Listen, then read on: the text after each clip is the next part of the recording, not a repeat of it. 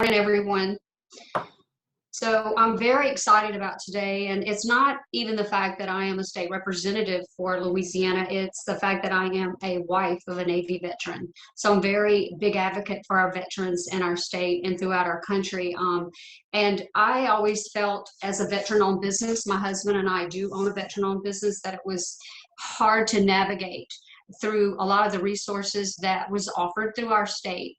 And I had gotten approached by Andrew Ward with AVA, and I think he felt like that there was a need to bridge the gap between us and the state and the resources that we had, and how could we make it easier for our businesses to grow and develop, or even start a business through the resources we had.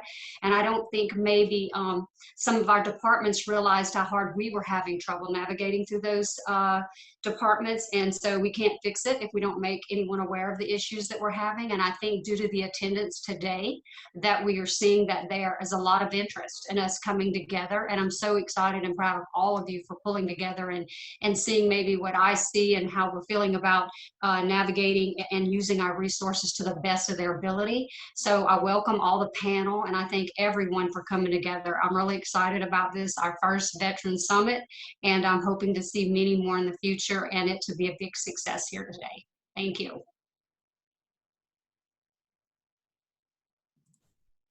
Thank you so much, Representative Butler. We really appreciate it.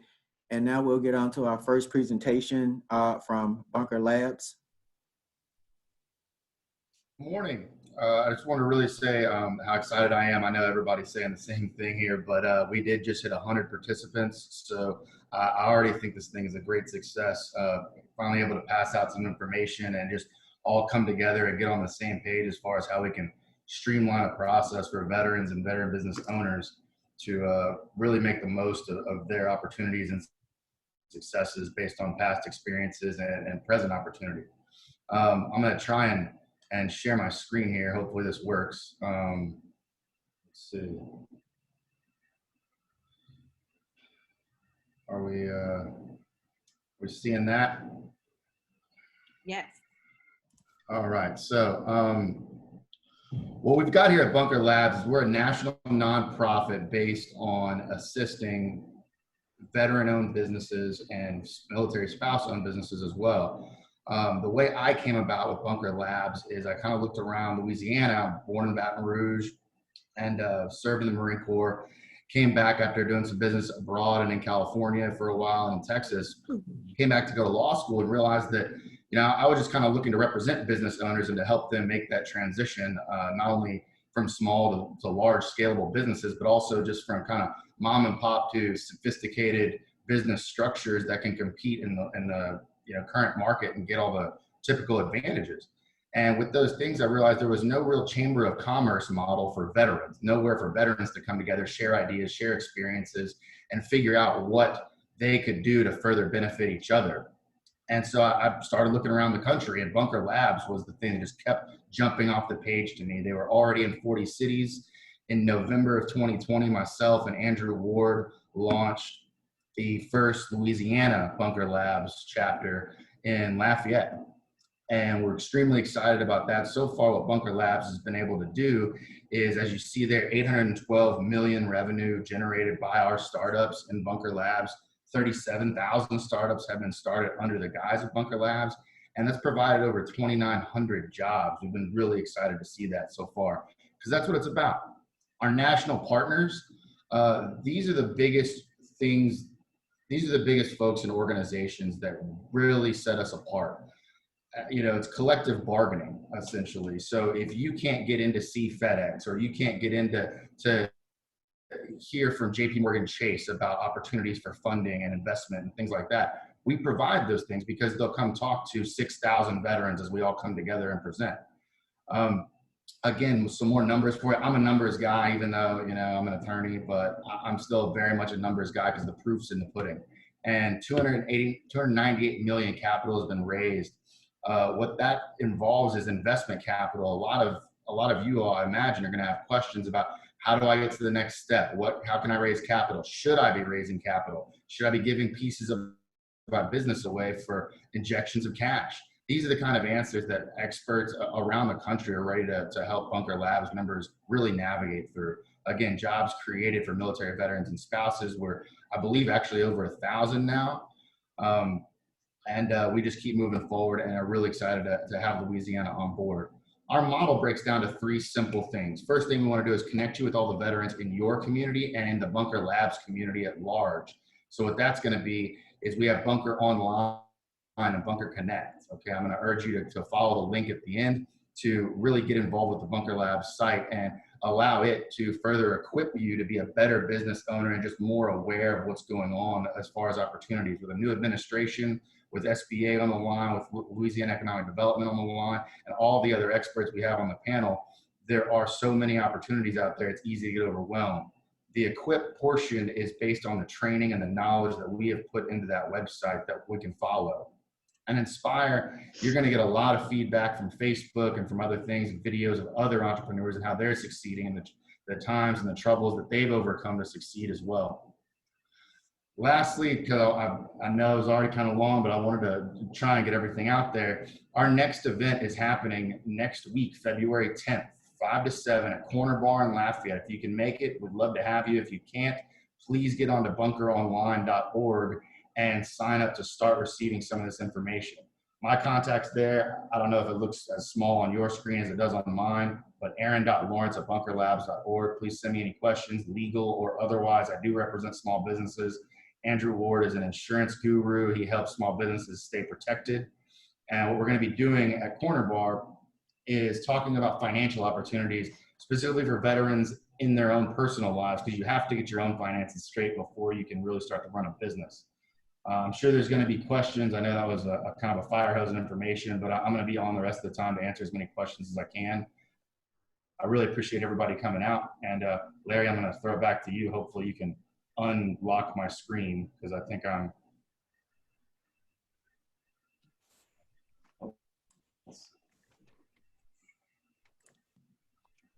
Yeah, can you stop sharing, Aaron, or are you having an issue? I'm having a little bit of an issue here. Okay, just go to your share screen like you started and just go ahead and stop it.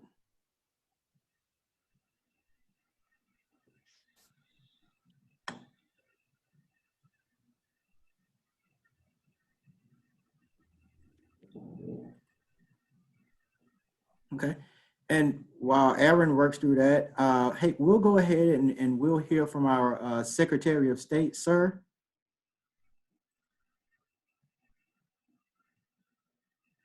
Good morning.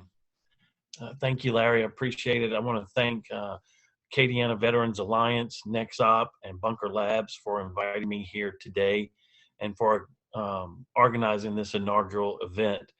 Also, I want to give a big shout out and thank you to Representative Butler and Representative Cox for their leadership on the issues of veteran entrepreneurship. And to our audience, a great big thank you for your service to our country. At this point in our economy, small businesses are absolutely critical to the future of Louisiana. As we see the stories about the oil and gas industry and other economic issues, people keep asking, what will Louisiana do? Well, you are doing what Louisiana needs most right now, starting and growing businesses. Today is just the beginning. Wouldn't it be great if one day Louisiana is known as the entrepreneur state? A place where diverse small businesses start and grow into successful economic engines like other places in the country. Each of you can be a part of that transition to a stronger economy for our great state. Small business ownership isn't easy. I know, I've been there. But with vision, determination, solid data, a clear plan, hard work, thick skin, and grit, you can do it and thrive. At the same time, you will help your communities grow and improve the quality of life for individuals you employ. In the beginning, we can all imagine our business in full operation mode with big profit margins. You have to dream it and you have to see it. However, where entrepreneurs often are held up is at the very first decisions and steps they have to make to get up and running. I know you will hear more about the early phases of development from other speakers today, and I know the information will be very useful as you make your plans to start your business or grow your existing business. We in the Secretary of State's office work closely with these organizations you will be hearing from today and are teamed up with several right now to cultivate an environment in Louisiana to give every entrepreneur the tools needed to be successful. If you're successful, Louisiana is successful. That's why we developed Go Biz at the Secretary of State's office. We pulled together the main state regulatory requirements for business regulation in one location, put it online, and streamlined it and simplified it for you. We don't want you to spend your time dealing with registrations and filings. You need to be building your business, serving your customers, and making a positive impact on our state's economy.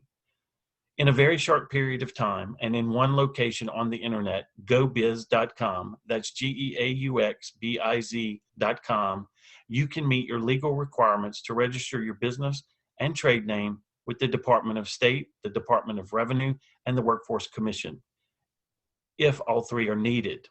For an existing business, you can quickly file your annual report and make updates to your registration. Before you get to either of these steps, you can also go to GoBiz and provide a few details about your business and receive a list of other licenses and registrations you may need and resources available. This is a great first step in developing your business. If you need any assistance with GoBiz, please reach out to my office. On the site, there is a live chat option, and you can also call one of our commercial professionals to answer any questions. Remember, that's GEAUXBIZ.com. Government should not stifle entrepreneurs nor business development. Government should promote and stimulate business growth. In Louisiana, we work together across federal, state, and local governments to give you the tools and support you need to launch your successful business. Thank you again for your service and sacrifices to our country. I wish you great success as you move forward with your new endeavor. And remember, we're here to assist in any way possible. I do apologize. I'm going to have to leave the meeting. I've got a national conference going on as we speak, but I'll leave my deputy secretary in charge of GoBiz, and that's Allison Clark. She'll be here to answer any questions. So, Larry, thank you so much. Representative Butler, thank you. I know you'll have a lot of good information from our friends, the Chancellor Sorensen, Brian Greenwood, Mandy, and Stephanie. I look forward to working with you all to make sure our veterans get the resources they need to keep our economy going. So, Larry, thanks for all your help, and God bless everyone. Thank you, sir.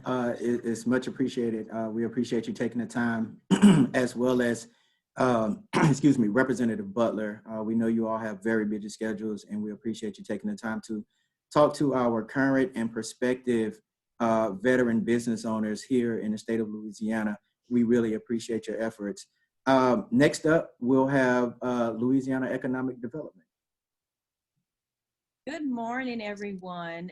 Thank you, Larry, and thank you, Representative Butler, for putting your idea into action. You and Andrew were just kicking around some ideas and said, let's get some people together and let's take some action so that we can benefit the veterans in our state. So thank you for that. And thank you to Ben Armstrong for all of his work in pulling this group together. So I just wanted to do those quick shout outs.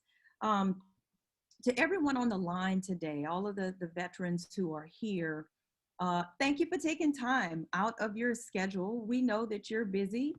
You have a lot going on, and you took some time to spend listening to us talk about some programs and services that we genuinely hope will be of true benefit to you. We are here to serve you. We are here to help you establish a business, maintain your business, and grow your business if you so choose to go the entrepreneurial route. So thank you for your time today. Also, thank you for your service. We are just eager to share some things with you. LED is very actively engaged in supporting military and veterans affairs throughout our state.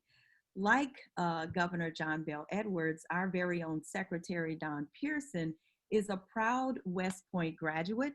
He served as an airborne infantry officer in the 82nd Airborne Division. one thing that we know, because we commissioned a study a couple years ago, is that military and veterans together have a collective $7.7 billion impact to the Louisiana economy.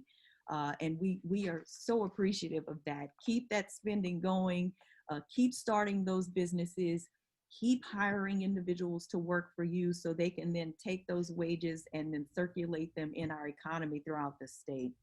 I briefly want to talk about a program that I had the pleasure of serving as project manager to get this program up and running off upon the direction of the governor and Chief of Staff Mark Cooper. The Louisiana Veterans First Business Initiative is an opportunity for veterans to market your business online. It's a free marketing resource. It is an online database. It's a searchable, interactive database where individuals wanting to do business with veteran-owned businesses, active military-owned businesses, Gold Star spouse-owned businesses, they can plug into this portal and do a search according to commodity or according to service offered. They can search according to what region of the state to find out where and who are those veteran-owned businesses, because I want to patronize those businesses and show my thanks for their service to our country and to our state. And so I just wanted to touch upon that program because I had the opportunity to help get it off the ground in partnership with the governor's office and Senator Franklin Foyle, and also the Louisiana Department of Veterans Affairs. At this time, I'm going to turn it over to LED's Director of Small Business Services, who will share a bit more information with everyone on the programs and services that we have at LED.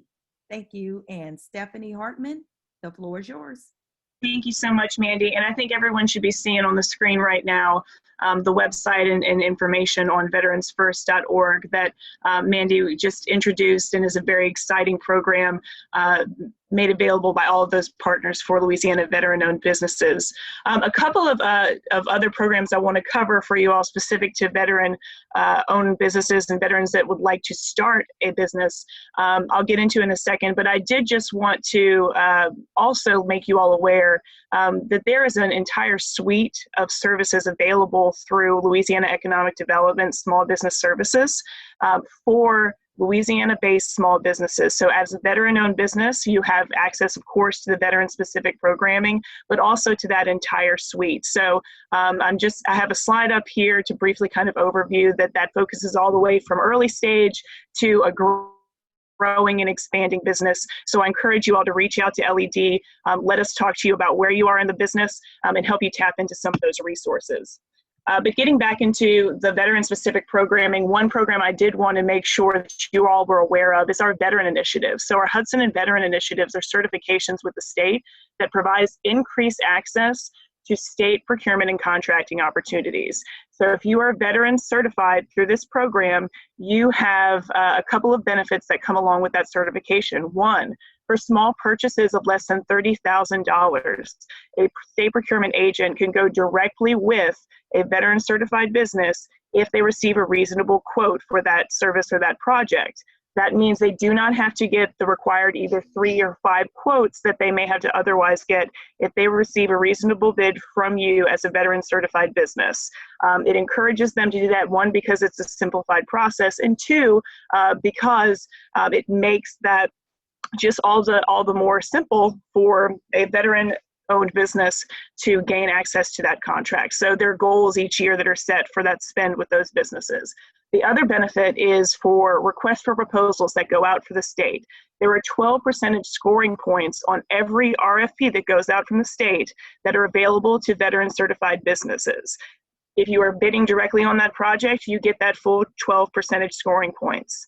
The only other way that a non-certified business can get a portion of those points, a large out-of-state company or a large prime, is if they partner with you as a small veteran certified business. So if they partner with you on that project, they can get a portion of those points. It encourages them to partner with our small Louisiana-based businesses and our small veteran-owned businesses in the state. So if you're interested in state contracting, I strongly encourage you to reach out and get certified in that program. It's a very simple, about a 15-minute online application. And then finally, our newest program that we launched just in November, along with our Small Business Development Centers and Veterans Affairs, is our PAVE program, the Pathway to Assist Veteran Entrepreneurs. So this program is focused specifically on veterans that are interested in starting their own business. It is very focused on early stage business development, connects them with an online training tool, as well as a one-day boot camp where they're connected with various veteran-specific resources, as well as the opportunity to go through a feasibility plan for that business. And then the follow-on assistance to connect with one-on-one counseling through our small business development centers. And I'm sure our small business development center representatives here today will talk a little bit more about that program as well. But for those of you on the call who are not in business yet or are very early stage in your business, this is a great opportunity for you to connect to some additional resources and hand-holding in the development of that business and get some support as you move forward. So that program is open and registration is still open right now. Our next boot camp will be in March, so I encourage you to get signed up now so you can get through that online training and participate in our March 24th planned boot camp. And with that, I will go ahead and pass it back to you, Larry, but I'll also include the website for all of LED's small business programs in the chat so that everyone can access that information as well and reach out to our team. Thank you, Stephanie and Mandy. Well represented over at the LED. We really appreciate all the assistance that you provide. I have to say, not only to veteran business owners, but non-veteran business owners as well. I encourage all of our participants today, go to the LED website, look around. There are programs that are out there that you may not be aware of. And if you have any questions, I'm telling you, Stephanie and Mandy, Solomon Wilcox, they all will, Solomon Lee, they will all assist you. Just a great organization, and we really appreciate it. Thank you, ladies, so much. And now we will hear from Cindy Carrier, representing PTAC. All right, Cindy speaking for PTAC, or Okay, is it? no, that's going to be Jane.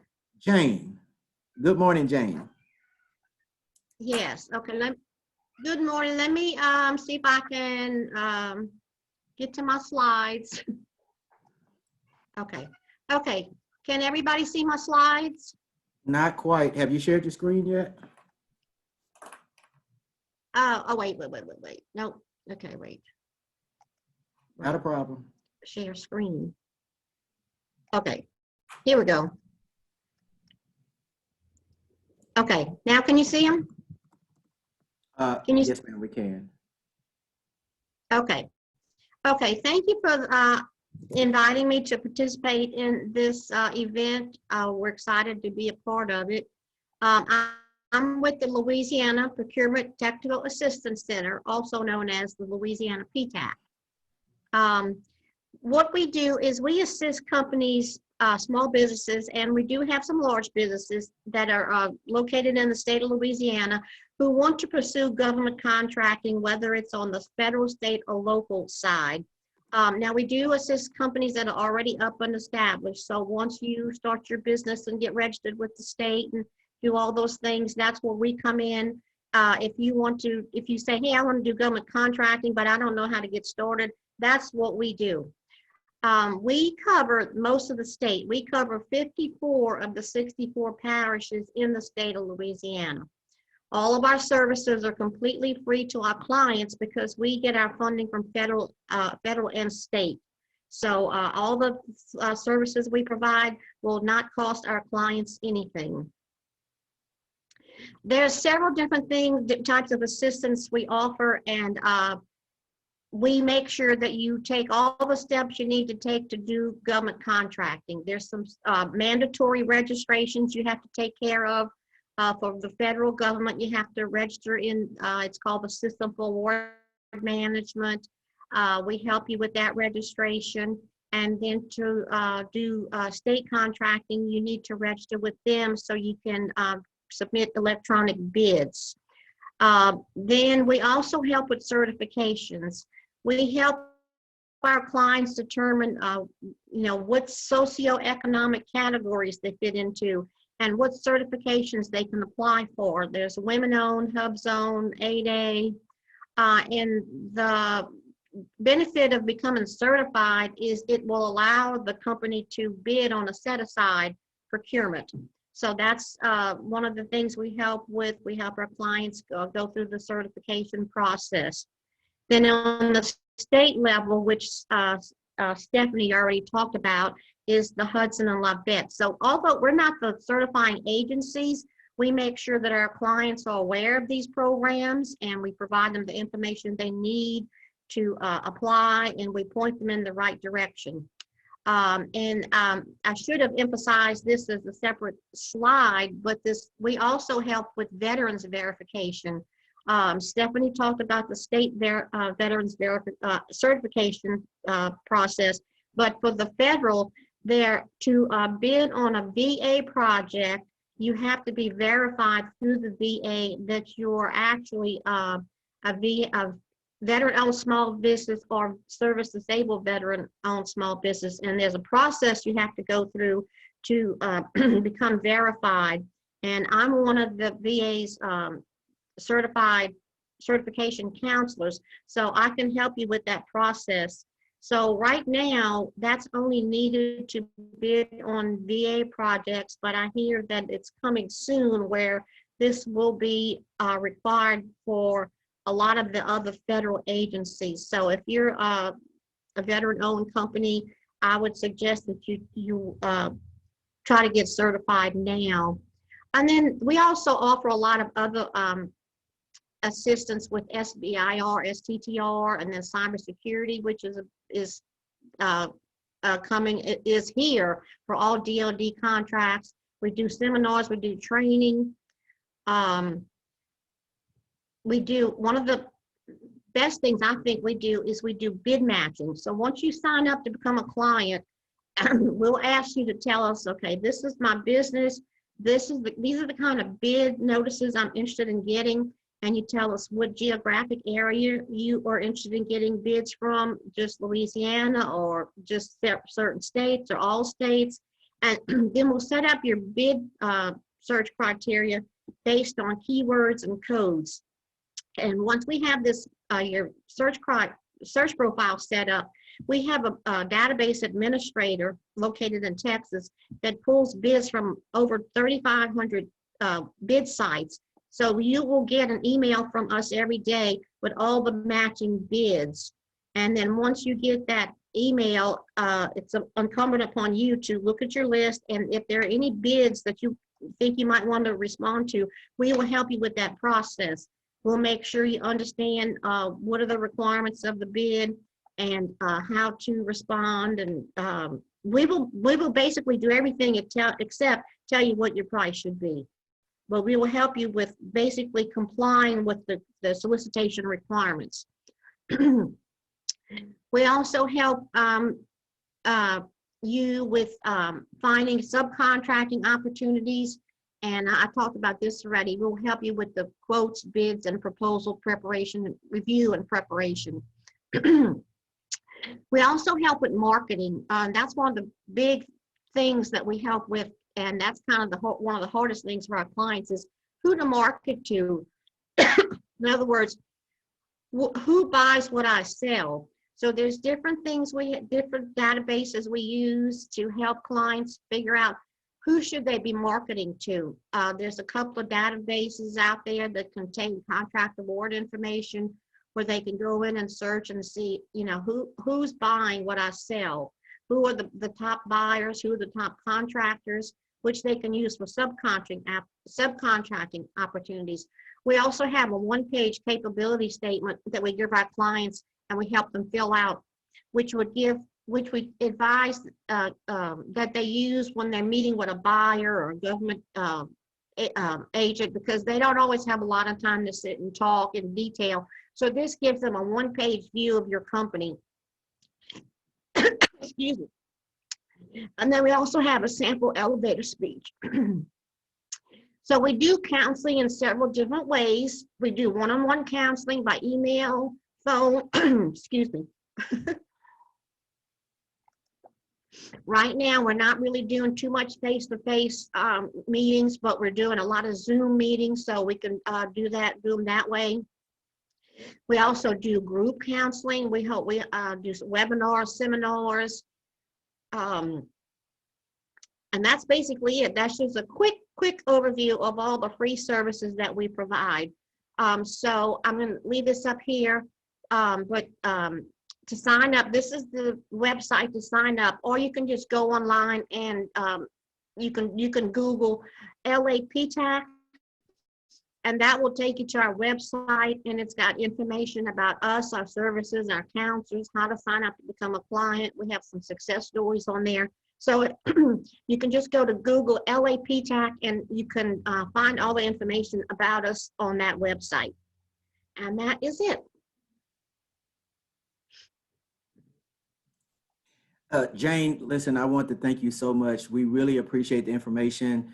You know, when it comes to the line of work that you all do at PTAC, you know, a lot of times it can be very intimidating, you know, especially to somebody who may not, you know, have the wherewithal or even just the knowledge of it. You know, a lot of times when we have new business owners and things of that nature, there's a lot of information out there, especially coming from PTAC, and we really appreciate you coming on and explaining this, but also giving us your contact information, because I'm sure that, you know, once this summit is done, there will be people who will have questions, and we really appreciate it. So your email is probably going, you know, it's probably going to increase the load that you're going to start getting. So, but that's good. That's good. We're always looking for new clients, and like you said, you know, a lot of new companies out there, they're intimidated by government contracting. So what we try to do is make them realize it's really not that difficult. We're there to hold their hand and point them in the right direction. So please, you know, feel free to call me or email me. Yeah, and I think that's very important, you know, and I think that's one of the biggest reasons why this summit is so important, so that we can put a face to somebody that's a part of the organization. Government contracting, yes, it can be a very tedious business. However, I really appreciate the hands-on approach that you took with your presentation, and we are all grateful for it, and thank you for being here. Okay, well, I look forward to having a lot of new clients call me. Sounds good. Thank you. Thank you, Jane. And next up, from the Small Business Development Center, we'll have Mr. Brian Greenwood.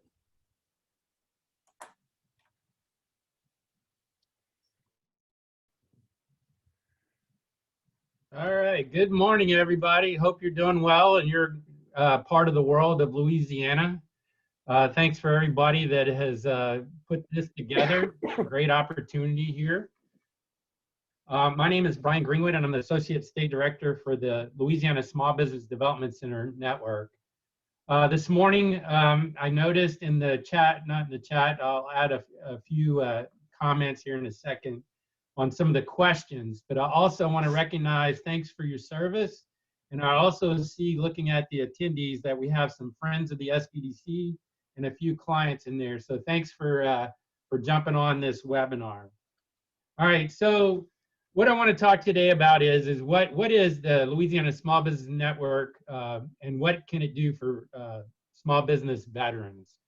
Our program is an SBA, Louisiana Economic Development funded and local university college partnership.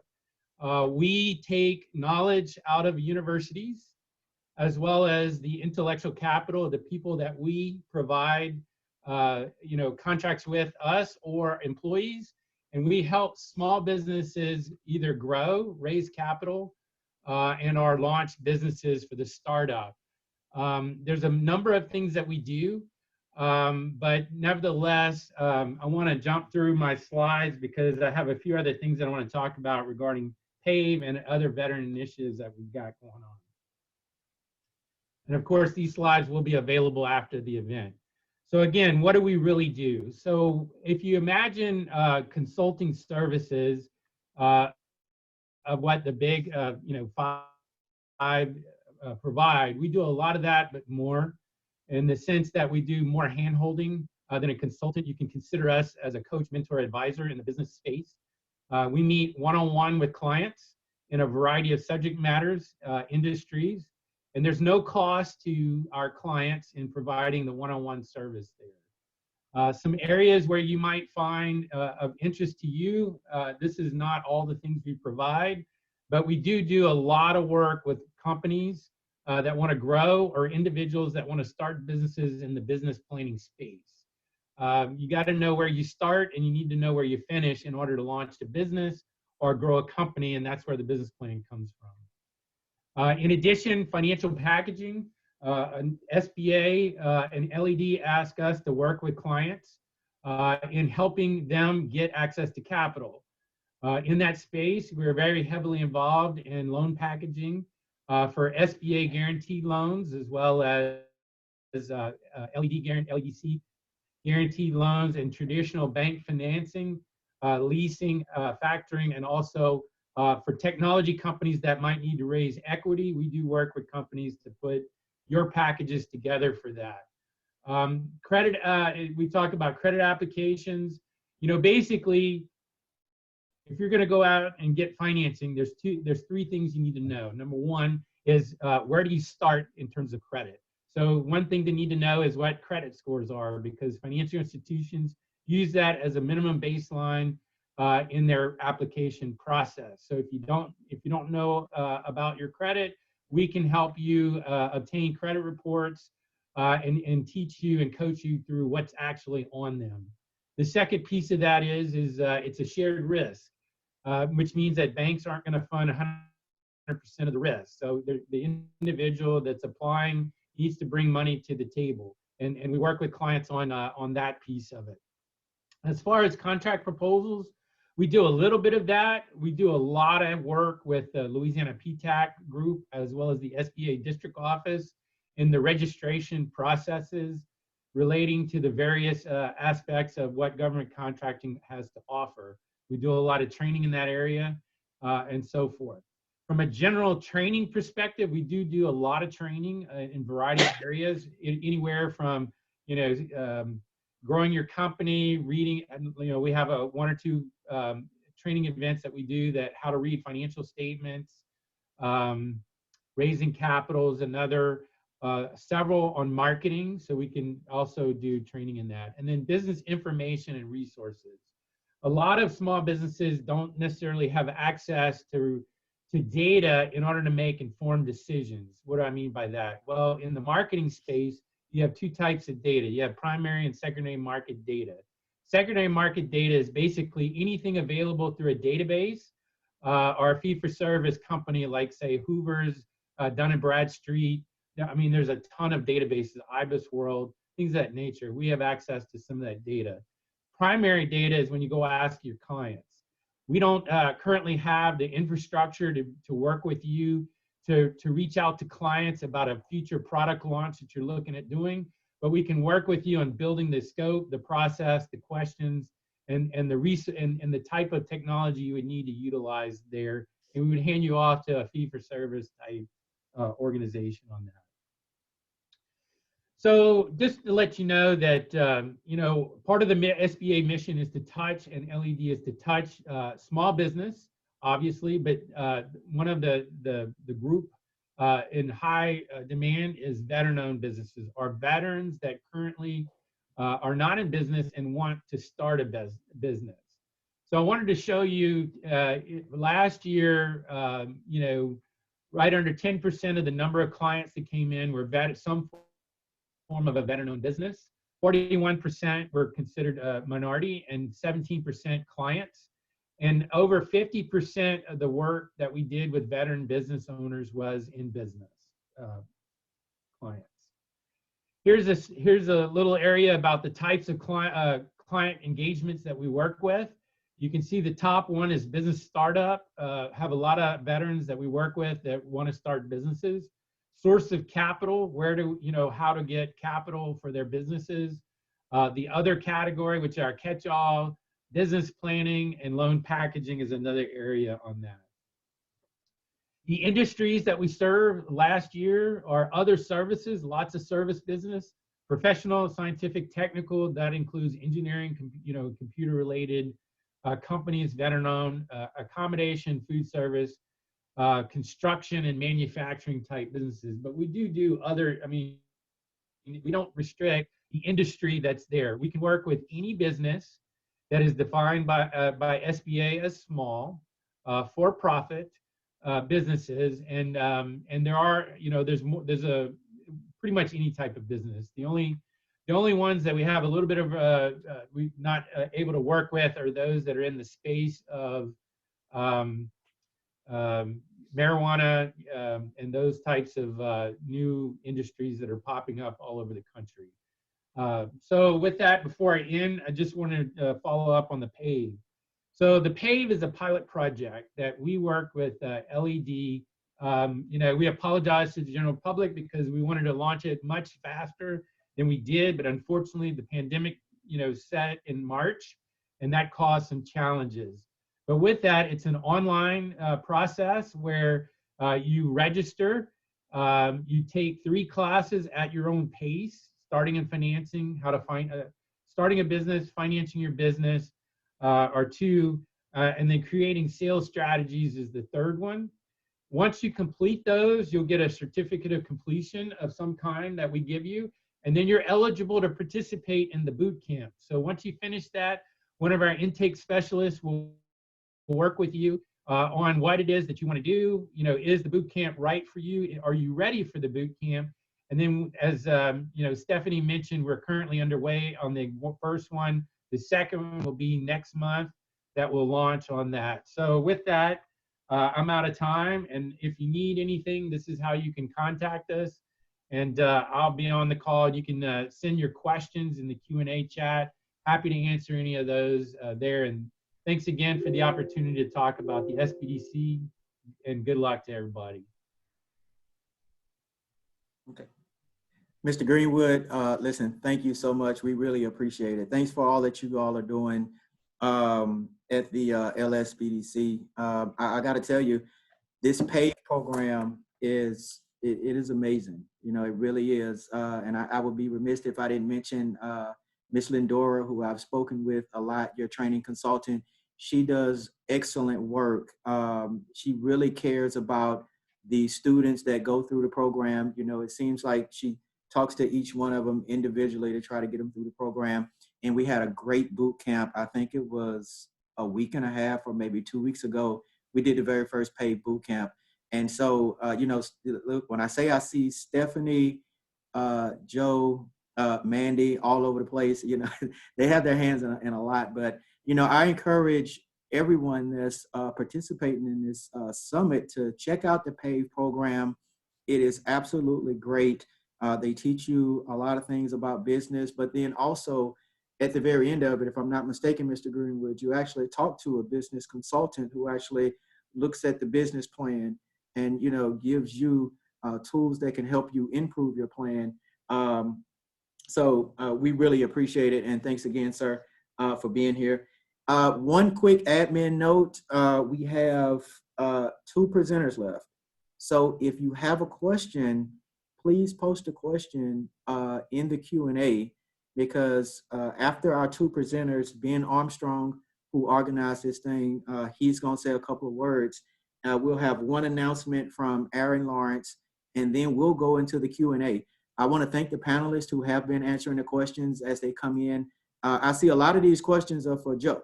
So, everybody's waiting on Joe to give her presentation, because a lot of these questions are directed toward Joe.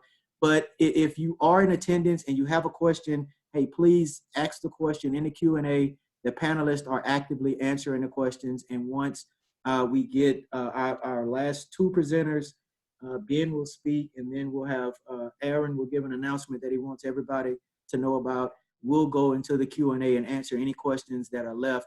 So please, if you have a question, go ahead and ask it. With that being said, we'll go into a presentation from LSUE, and that'll be by Dr. Nancy Sorensen. Dr. Sorensen.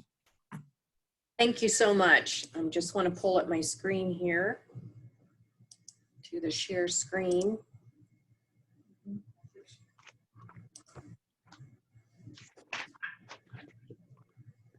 Okay, Can everybody see the slides? Yes, doctor, we see it just fine. Looks Okay, great. great. Well, I just want to give a huge shout out to colleagues that I see around the state. Andrew Ward, thank you, Andrew, for coming to talk with us on campus. And we just can't wait to get involved in a larger and more significant way. I'm also from a veteran family. And my father served in the Korean War. My son-in-law is in the Army National Guard. So we have always had our eyes focused on the veteran community. LSUE is, we've talked a lot about those veterans that are ready to start business. LSUE is a great starting place for a veteran or an active military family or dependent that wants to get those basic entry-level skills. In other words, in how to start a business.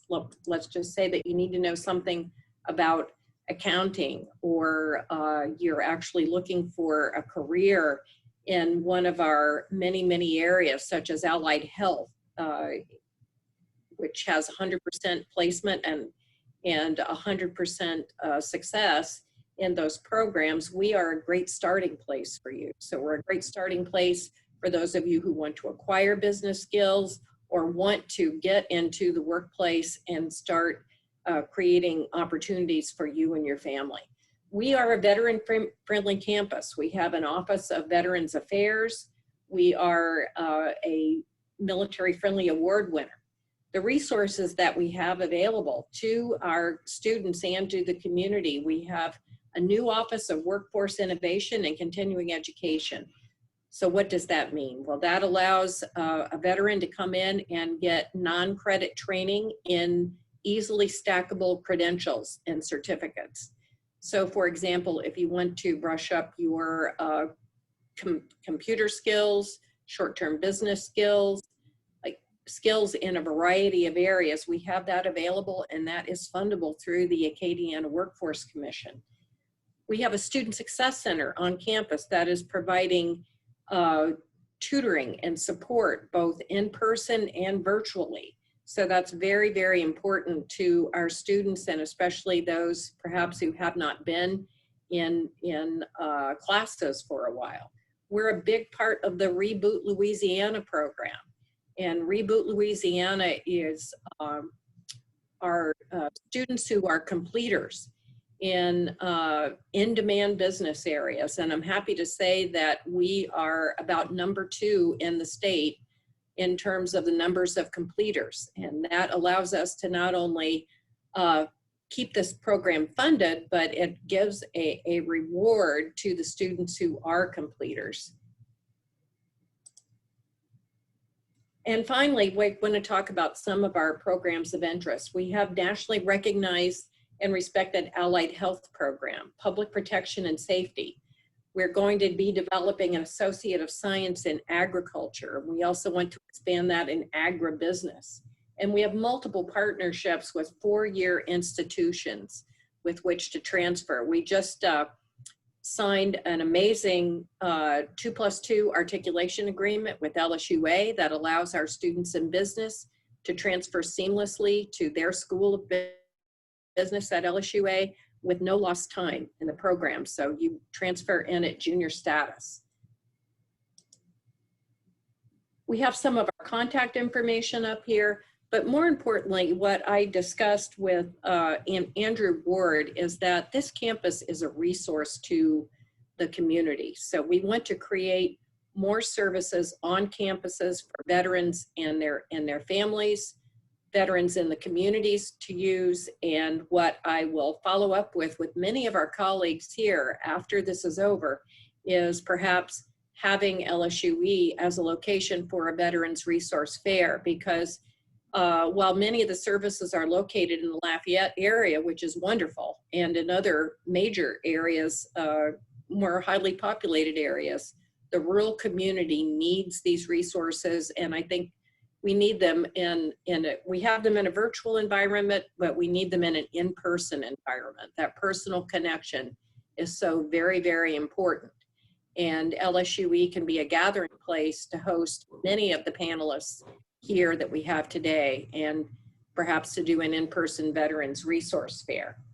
I want to give a shout out to Vice Commander Don Reber, who I know is a participant. Don is a part of the UNIS community, and he's also a part of the LSUE Board of Advisors. In fact, he is the president of our Board of Advisors. So we're very honored to be a part of this panel today, and look forward to be involved in an even larger way with the veterans community, whether it's veterans entrepreneurship or getting veterans ready for the world of work. Thank you. Dr. Sorensen, thank you so much for that information. You know, something that I find very interesting is, you know, you said that LSUE is a community. You know, it's not just a place for students, but, you know, I think that it's important that when we, you know, we figure out, hey, how can we assist veteran business owners? Yeah, well, we are an institution of learning. So how about we open this campus up and say, hey, you know, here are some of the ways that we can definitely help you. And I can tell you that, yes, Don Reber, he is a participant. He is the junior vice commander, state junior vice commander, as a matter of fact, for the VFW. And it's great to see that he is involved with our academic as well, our academic community. And I'm glad that our academic community, such as yours, is embracing our veterans. And we really appreciate the information. Thank you so much, Dr. Sorensen. And now, you know, I guess, yes, ma'am.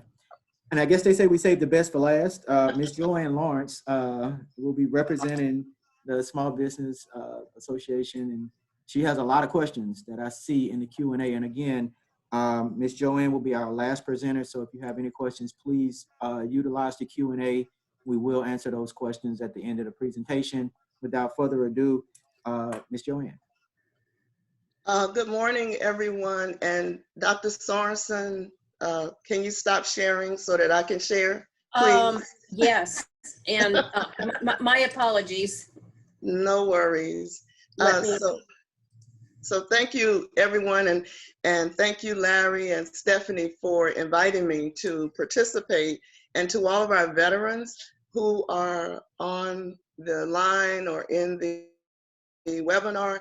Thank you so much for your service. What we want you to know is that SBA is here to assist you. And let's see, bring this up. Can you all see that okay?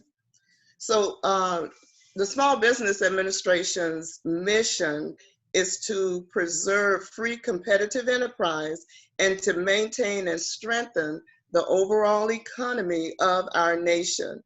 We want you to know above all that we are your small business advocate. We are your champion. We have a series of programs available to assist you. The non-financial assistance includes our government contracting, the certifications, business development, counseling, training, and management and technical assistance. Regarding the federal government's programs and our certifications, SBA works with the federal agencies to ensure that small businesses share in the approximately $500 billion that the government spends annually. In fiscal year 2019, approximately $133 billion was awarded to small businesses, and that equated to approximately 26.5%. Now, in Louisiana, in fiscal year 2020, $1,364,000,000 was awarded to Louisiana small businesses, and that was approximately 42% of the entire spend to businesses in Louisiana. So my question is always, were you able to benefit in that spend? The certifications that SBA offers include the Section 8A Business Development Program, the HUDSON certification program, and the Woman on Small Business certification program. And through these programs, SBA works with those federal governments to ensure that those socioeconomic groups, as well as all small businesses, participate in the federal government spend. Our management, technical assistance, counseling, and training is available through our small business development centers, our women's business centers, our veterans business outreach centers, our SCORE mentors, our 7J contractors, as well as the district offices, business opportunity specialists, and economic development specialists. Under our capital access programs, and we know that access to capital is a critical need for all small businesses, we can guarantee loans on your behalf up to $5 million. On a loan that's up to $150,000, our guarantee is 85%. And then when it exceeds that amount, our guarantee is 75%, as long as SBA's exposure to any one borrower does not exceed $3.75 million. Our microloan program is the program where we provide funding to our approved intermediaries, and those intermediaries can make and service loans up to $50,000. So you may not need the $100,000 or the $200,000 or the $1 million loan, then the microloan program would be the program for you. And of course, through our disaster assistance program, SBA makes long-term, low-interest loans to those individuals who have been impacted by a disaster. For our veterans, we have the Veterans Advantage Loan Program. We can guarantee 85% for veterans on loans up to $350,000 under our Express Loan Guarantee Program. Now, with our Veterans Advantage Program, there is no upfront guarantee fee that's charged to you, and the terms are generally 10 years for equipment and up to 25 years for real estate. So you may ask, what benefit is it to me to use the SBA, or for the lender rather, to use the SBA Guaranteed Loan Program? Generally, with our guaranteeing that loan on your behalf, you'll get a longer repayment period. And if you're a new start company, because the lender may look at you and say, I need some backing behind this loan, then they will reach out to SBA for us to guarantee that loan on your behalf. If you're in the construction industry, of course, we can guarantee bonds on contracts up to $6.5 million. And if it's a federal contract, we can guarantee bonds on a federal contract up to $10 million. Jane mentioned earlier that the certification for veterans will be moving over to SBA, and that all federal agencies will require that you be certified as a veteran. And that's as a result of something that was placed in the National Defense Authorization Act of 2021. And we have 2 years to put that certification program in place. So when we post that proposed rule, we encourage you to let your voice be heard. This is my contact information. My email address is joe.lawrence3@sba.gov, and our office number is 504-589-6685. And we have 3 members of our team who monitors that number daily, and you generally will get a call back on the same day. So we want you to know that SBA, the Louisiana District Office, is supporting the formation, growth, prosperity, and viability of Louisiana's small businesses. We are here to assist you. Just let us know what we can do to help you. Thank you so much. Joe, thank you so much for the presentation. We really appreciate it. As you can see from the Q&A, it's buzzing over there. So we'll definitely answer all of the questions. We want to say hello to State Representative Kenny Cox as well, who has joined us. Thank you, sir. Also, I posted in the chat there. You can see where the YouTube, where this video will be uploaded to. A recording of this summer will be uploaded to the Louisiana Department of Veterans Affairs YouTube page. It is there. in the comments the link. So once I get it over to communications, they'll get it uploaded. One piece of admin business before we get to Mr. Armstrong. Aaron Lawrence has an announcement. Aaron. Yeah, so I wanted to make sure and come back on to let everyone know that this Veterans Summit, we designed it to be a series, and you know, Ben Armstrong and Andrew Ward and Larry Williams have absolutely been the pillars of starting this up. But we don't want this to be a one and done thing. The next presentation in the series is going to focus on government contracting and legal structures. And what we want to do with that is to have it at the end of March. It's going to be led by myself, and I'm hoping, I'm springing it on Jane a little bit, but I'm hoping PTAC won't mind coming on once we find a date we can agree with. And everyone who signed up to be a participant, even if you weren't able to make the whole thing, we've got your information. We're going to email out a hard date on that when we have it, hopefully within the next week or 14 days. And then the third summit is, a lot of people seem to have questions about credit and establishing business credit. And I've got an expert, former 18 Delta combat medic, who is going to come on. I texted him actually about 30 minutes ago when I started seeing the Q&A blow up. He's going to come on and he's going to help run the third installment, which should be sometime in April. And again, hard dates to follow. So I just want to make sure everyone keeps looking out for these emails. It's not going to be a one and done thing, guys. I want to keep this going. Thank you to all the panelists. I really appreciate everyone being involved. And Larry or Ben, I'll throw it back to you guys, and you guys send us to the Q&A. Yeah, listen, Aaron, thank you so much for that. Really appreciate it. And, you know, you brought something to my mind real quick that I wanted to put out to our veterans that's attending this summit. We see the representation from the state as far as PTAC, LED, SBA, LSUE, so on and so forth.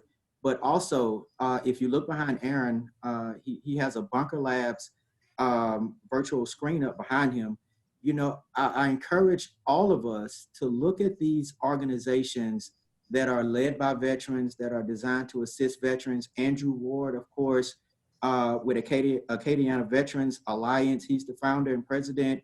Ben Armstrong out of NextOp Veterans out of New Orleans. But also, we talked about it earlier, Grant Rogers just posted, I see in the chat, put more veterans in the VFW, but we think about the VFW, the American Legion, AMVETS. So it is not just your traditional organizations that are out there to assist veterans, but we also have other organizations out there as well. And what happens when we put together veteran organizations with our community and state partners is we have things like this happen. We have a network, we have representatives that are on the line that we can access directly. We have people who are in the know telling us exactly what we need to know, giving us the time of day.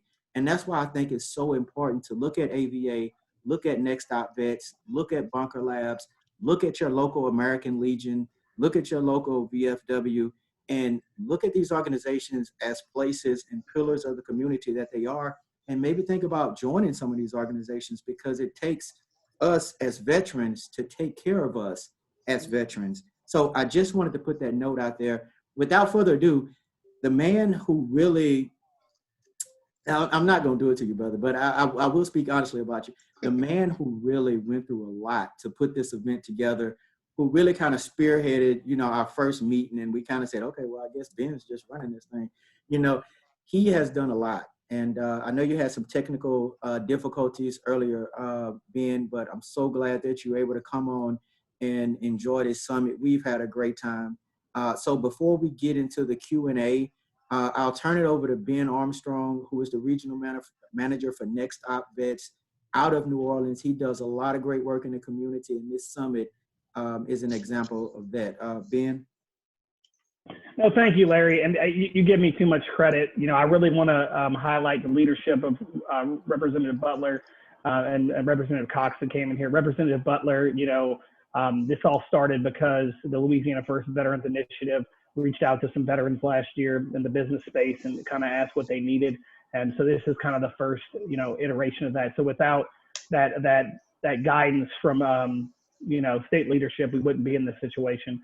I do want to reiterate what Aaron said. There's been some questions, and I really appreciate his entrepreneurship in this. but there's been some questions both emailed and in the chat about continuing this.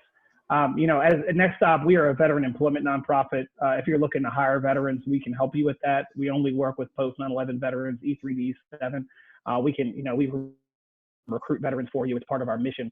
But, you know, we were just here today to facilitate because we had done some virtual sessions and situations before, and then I had technical difficulties coming in this morning, which is interesting. But in the chat, please let us know what you think would be helpful. I mean, Aaron really did focus in on two of the biggest questions we got. One was kind of understanding and accessing the certification process. And I think it'd be good to go ahead, instead of getting bogged down in that, to actually have a session about that. Aaron, you know, there's questions about what are the certifications, what are the differences, how can they be leveraged versus state, and then also federal.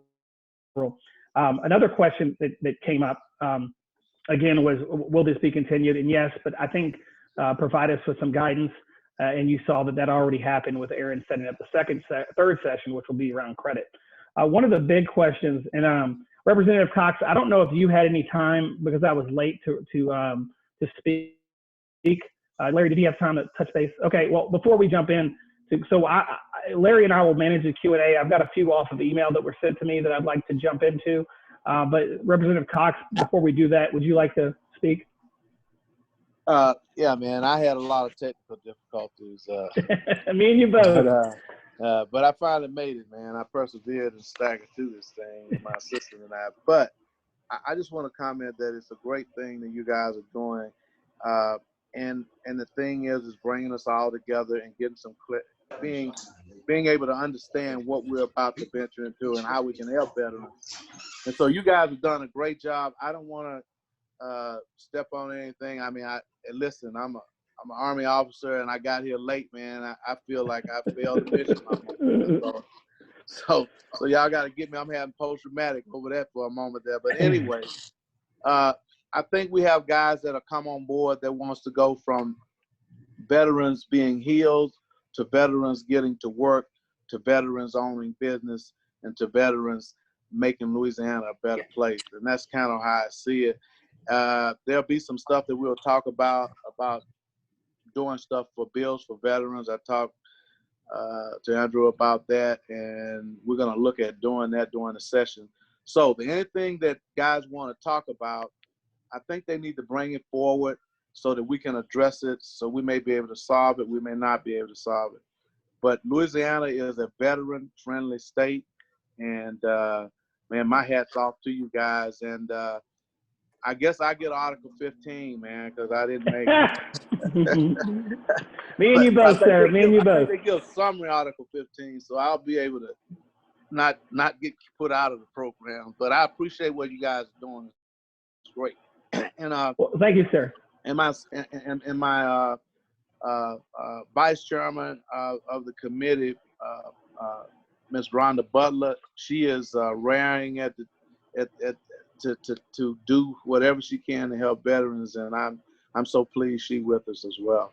Thank you. And Andrew, man, I don't know what you did. This thing has some, like, you must have prepared the perimeter defense, because boy, I could not get into this bad boy. But anyway, thank you guys. No, thank you, Representative Cox. And I think everybody on the call, I want you to understand that this is not something that happens in states. I've done veteran services in Alabama, Louisiana, Texas, and Florida. And it is, my home state is Louisiana. It's very refreshing to see your state representation plus state agencies and nonprofits come together to kind of better serve veterans. And I think it's palpable in here that we all have motivation to keep this going and to keep this moving forward. So you have an access here in the state of Louisiana that you would not be afforded in other states, and understand that access, respect that access, but also work with all of us. So I want to open this up to the panel, and I'm going to go through the email questions we got first, and then I'll go for the Q&A. But I'd like for us to be able to kind of socialize some of these questions. Specifically, you know, it's kind of in the line of the credit question, but we'll cover that in April. But questions around, you know, if you're a veteran-owned business or a veteran that's going to start a business, or you're a veteran-owned business, and you have some qualifiers that separate you out, meaning race or your sex or a disability or you're a combat veteran, and you really don't understand kind of making sure that you're participating in the programs that are specific to you. We got about 8 questions that are around these kind of, I guess you would call them diversity identifiers or whatever. What would you do if you had a few different, as an expert, what would you counsel that veteran to do if they came out and they realized that they had some things that separated them or might identify them for some programs? How would you go about starting that? What's a good starting point, or what guidance would you give them? And anybody can jump on that because there's a lot of interest in this. So for us, and from SBA's perspective, if they're looking to engage in the federal government's contracting programs, then what we would do would be to encourage them to seek as many certifications for which they would qualify. The reason for that is for each of those socioeconomic groups, in addition to our having that 23% overall small business goal, for veterans specifically, there is a 3% goal to award contracts to veterans. So the federal agencies actively seek veterans to whom to award contracts. So you'll see those contracts set aside. And then of course, if they also fall into the category of the historically underutilized business zone, or if they want to seek certification in the Section 8A program, or if they're a woman and they own 51% of the company, then the more certifications they have on the federal level, the more attractive they are to a federal procurement officer, because they get to check a box under each of those categories under which they have that certification. Hey, can I ask a question? This is Rep. Cox. Go ahead. Just for the layman guy, when you say certification, what qualifies for each one of those certifications? So for the veteran certification, a veteran has to own at least 51% of the company and control it and manage it on a daily basis. For the HUDSON certification, this program is race and gender neutral, and the general eligibility is that U.S. citizens must own 51% of the company. The company has to be located in a designated HUDSON area or historically underutilized business zone, and at least 35% of their full-time employees must reside in a HUDSON. Now, it doesn't have to be the same HUDSON where the business is located. And for the Section 8A program, there is a requirement that the business must have been in operation for at least 2 full years in its primary industry classification, and individuals that have been determined by SBA to be socially and economically disadvantaged must own the company at least 51% and control and manage it on a daily basis. And of course, for the Women-Owned Small Business Program, women must own at least 51% of the business and control it on a daily basis. The only program that has a length of time in business operation is the Section 8A program. All the others, somebody can start their business tomorrow and apply for certification. It is important that to access any of those certification applications, they must have an active registration in SAM, the System for Award Management. And even without wanting to apply for certification, if they want to do business with the federal government, they have to have that active registration in SAM. Hey, do y'all have a SOP that you can send out to a veteran? I mean, a standard operating procedure, which tells me A, B, C, D. Believe me, I know what. I mean, that's the only way I operate, and I drive people crazy. Okay, so we have SOPs for each of our program areas. Okay. Okay. So, however, you know, we're guided by what's in the federal Code of Federal Regulations. So all of SBA's programs are covered in Title 13 of the Code of Federal Regulations.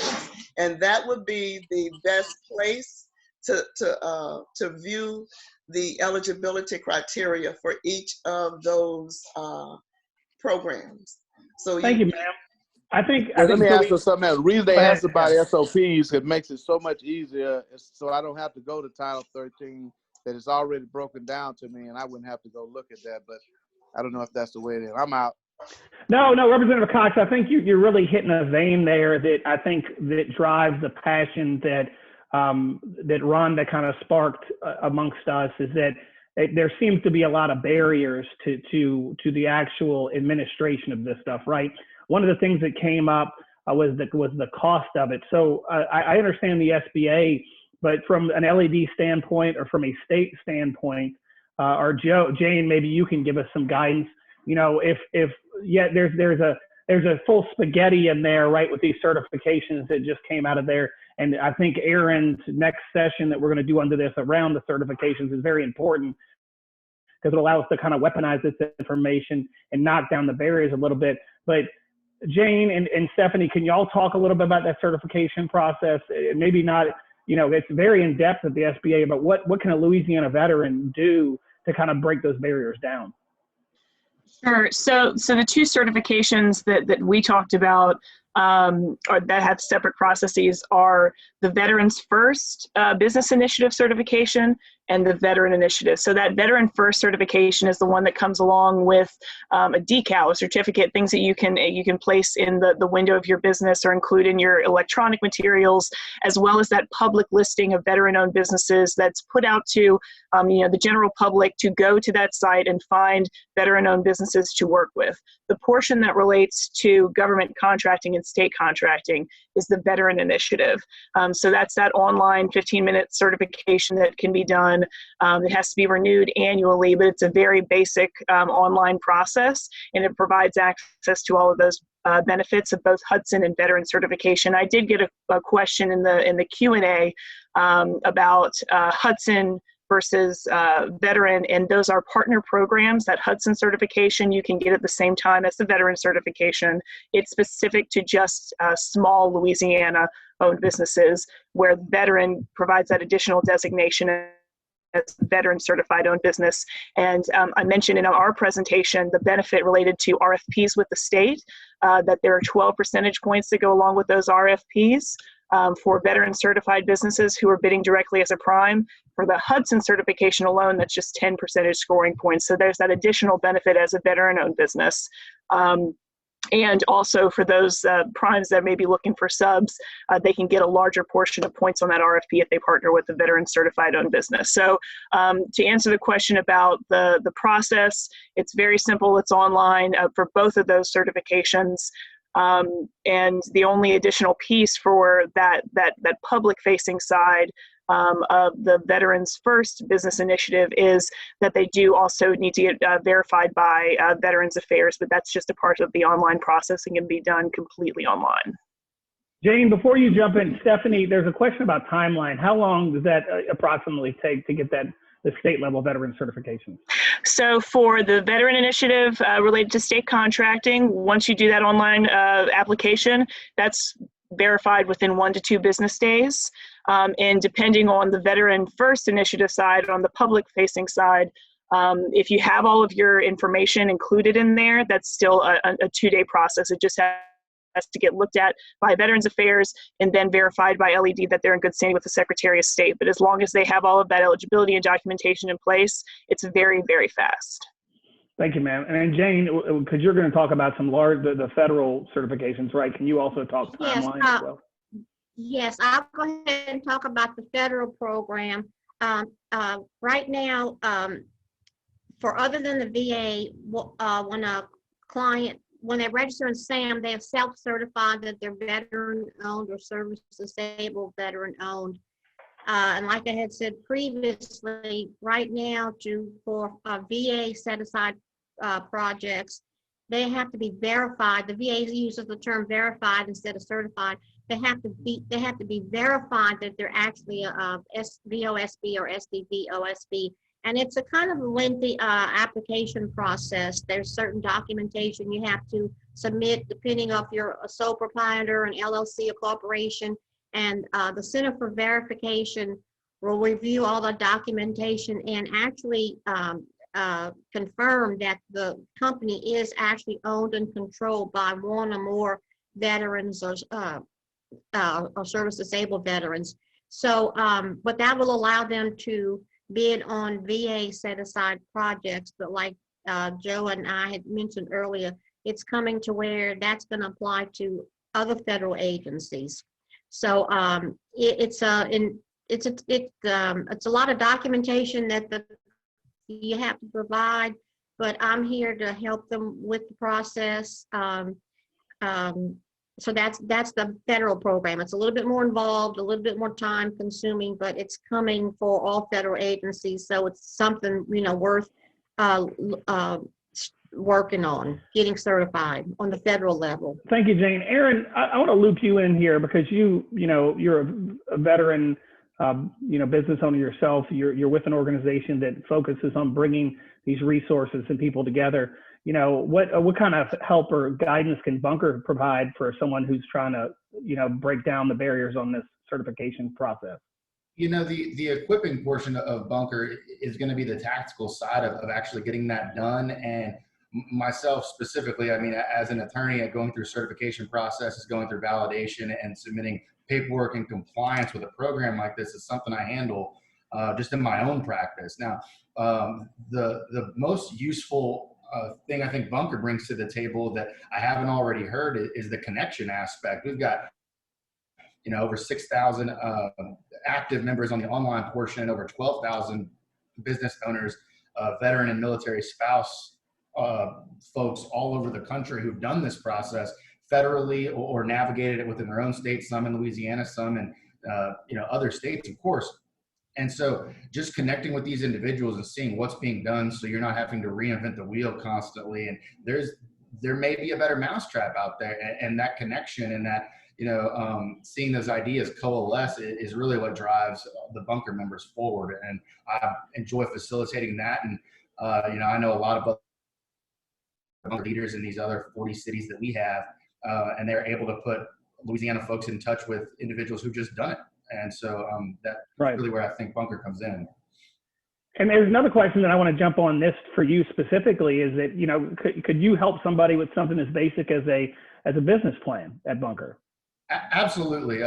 Bunker, once again, that equip aspect involves, we've done we've sent national funding toward presentations and slide decks, templates, all these things that are on bunkeronline.org.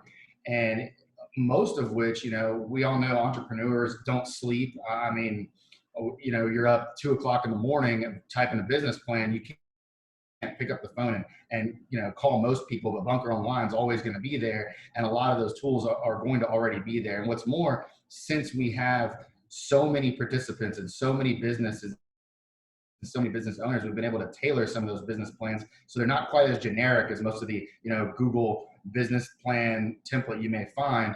And if you have specific questions, there's attorneys, there's tax professionals, there's accountants, all of which have made themselves available through Bunker to help you tailor the sections of your business plan to your specific needs, whether it's presenting to an investor, government entity, or just for your potential shareholders, or to frame, put on your wall, and just remember where you want to head and keep your vision in front of you. Thank you, Aaron. I think, my experience in veteran services is really about putting more people around the problem, right? So if you're a business owner or a veteran out there that's by yourself, let's think about how you can put people around that problem so you can excel and move faster, right? And I think that's really what Bunker is going to offer that. And then I think, more of a local and a hyper local version of that in Acadiana is going to be Andrew Ward's organization. And Andrew, can you talk a little bit about if there's a business owner out there in your neck of the woods and how quickly they could connect with other businesses or get to learn folks or get to meet folks?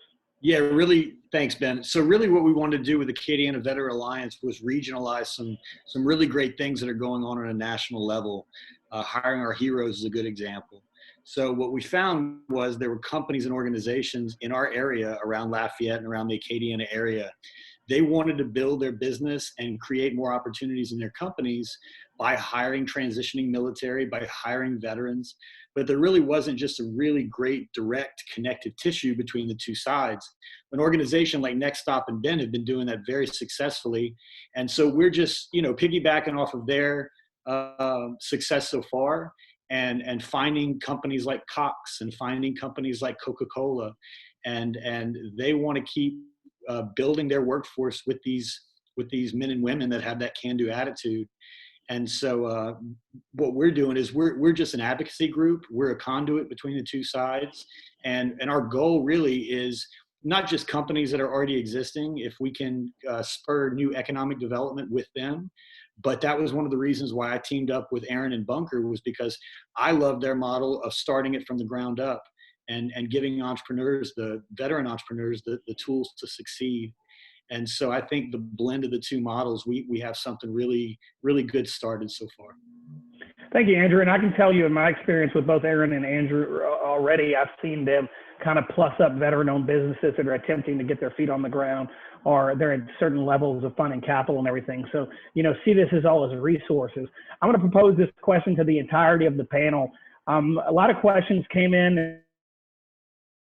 There's a few in the chat, and there was some over email about kind of growing a business and understanding the heft of HR and healthcare and benefits and everything like that. So if it's a business owner that's successful, that's growing, but is dealing with having to formalize their processes, right, and become strengthened up in that place, what guidance would you give them? What resources or who can they go to learn about professionalizing that business so they're not just a startup anymore and they're more of an established business? So that's a good question. I think that we're learning more and more about what the opportunities are. I think that, they can always contact us. And Acadiana Veteran Alliance, we have a great advisory board of 15 members that are CEOs of their own companies, and they're in industries ranging from engineering to healthcare to you name it. And so what we did was we wanted to have a great kind of cross section of what a veteran could really do in their post-service career. And really take them to that next step. That transitioning piece, once they end and they ETS and they get out, is an uncertain time for them. And so I remembered seeing statistics when we got involved with Bunker Labs that post-World War II, the amount of veterans that were starting businesses in the country was just astronomical compared to what it is today.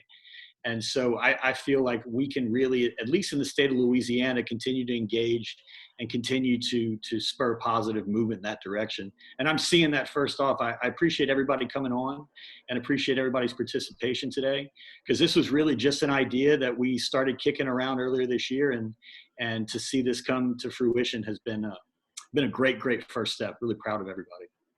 Mr. Greenwood.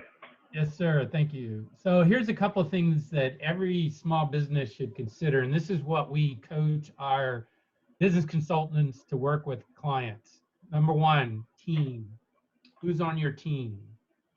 If you're in an early stage and you want to become more legit, as the statement was said, you should have 5 people on your team. The first one is your attorney. That person can guide you through the process of legal issues that you're going to encounter. The second person on your team is your accountant and CPA. That will help you navigate all the challenges a small business has to deal with when it comes to payroll taxes, to sales taxes at the state level, as well as federal taxes, and your accounting and your chart of accounts, bookkeeping. The third person on your team is your banker. Regardless of whether you have a loan or not, you should have a banker on your team, because that person can guide you in how to manage your cash and the right accounts, the right types of banking services that are available to help manage your cash in that perspective.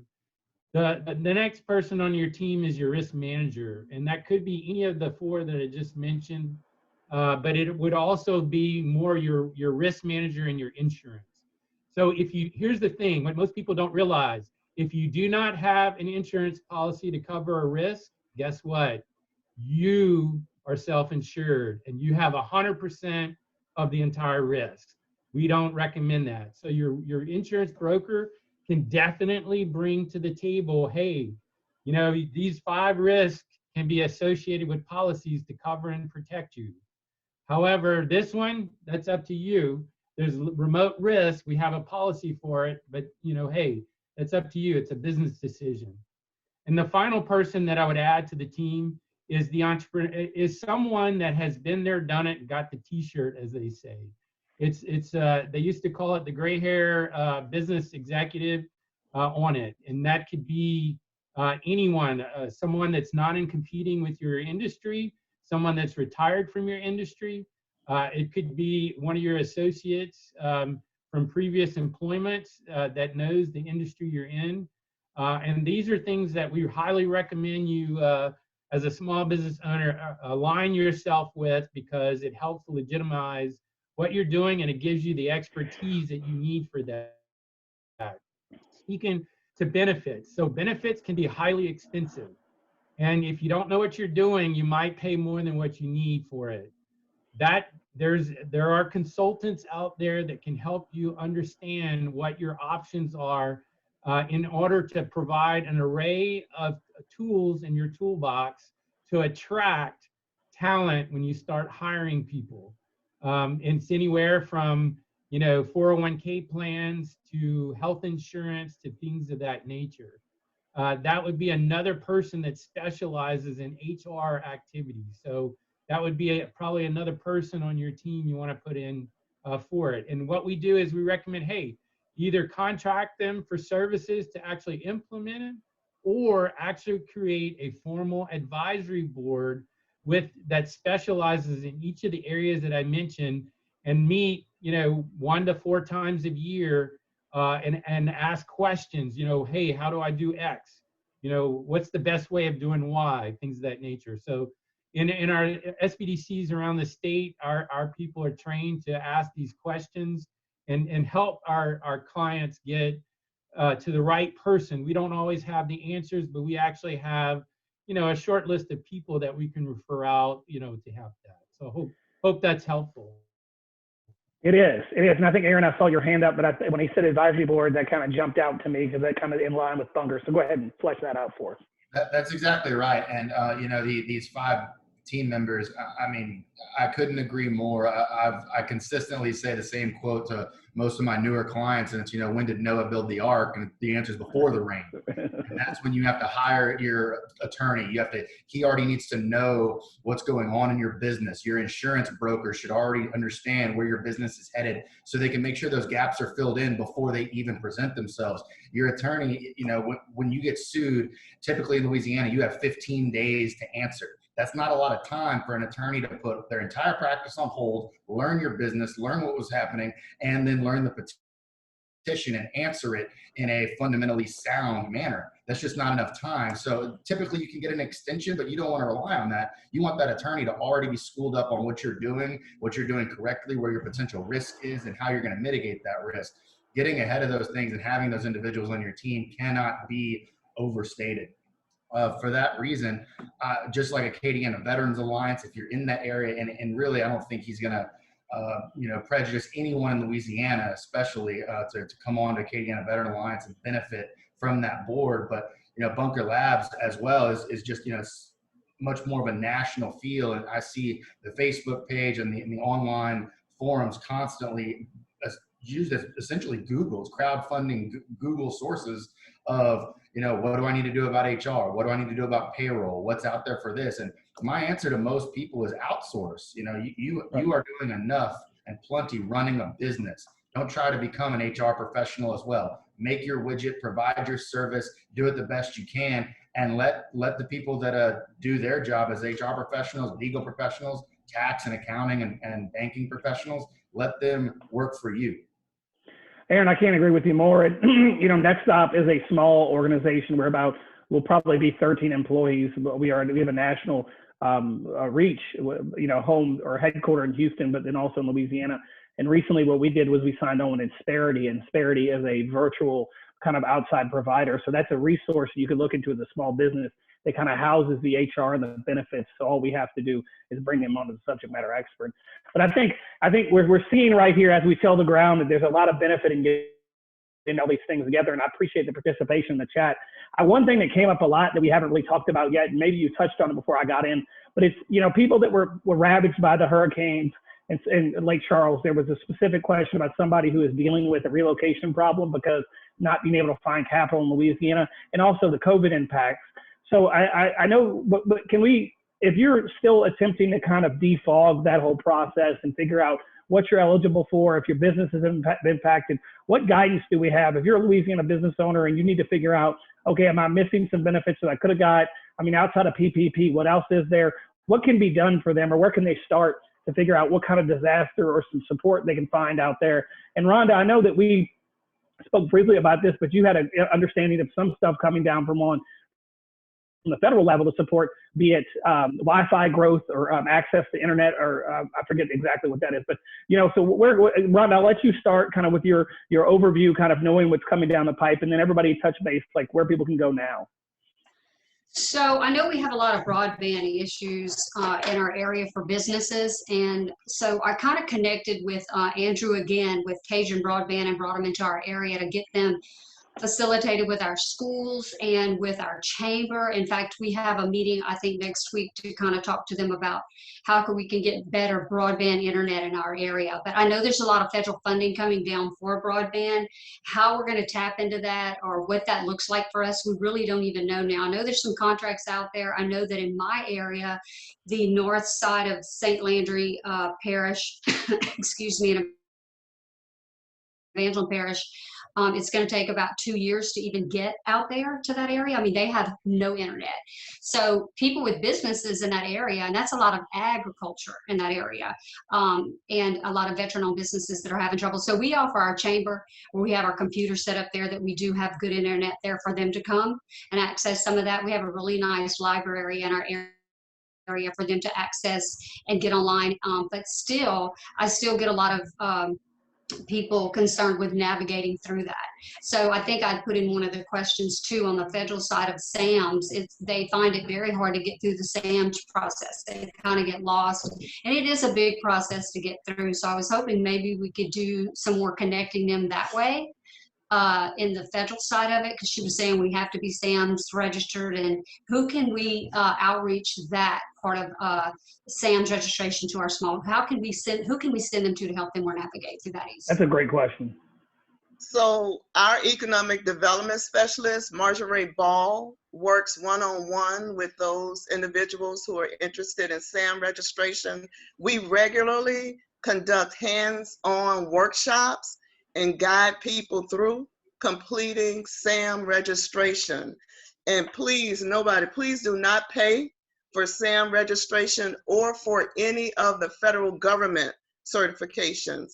There is no fee for federal government certification or to register in SAM, but SBA conducts regular workshops, and we have, in addition to Marjorie Ball, I do hands-on sessions with individuals, and our 3 business opportunity specialists handles hands-on sessions with those individuals to get them through that SAM process. Thank you, ma'am. And I think that's probably. And Rhonda, okay. Go ahead, Jane. The Louisiana PTAC. Okay, the Louisiana PTAC is also available. We help our clients register in SAM. We have our SAM guru in our office, Diana Romero, that helps clients go through the SAM process. And what she actually does is she'll do a Zoom meeting and share the screen and walk the client through. And what we do ahead of time is we give the client a list of all the information they will need for SAM, which kind of makes the application process run a lot smoother. So Louisiana PTAC is available to help with the SAM registration also.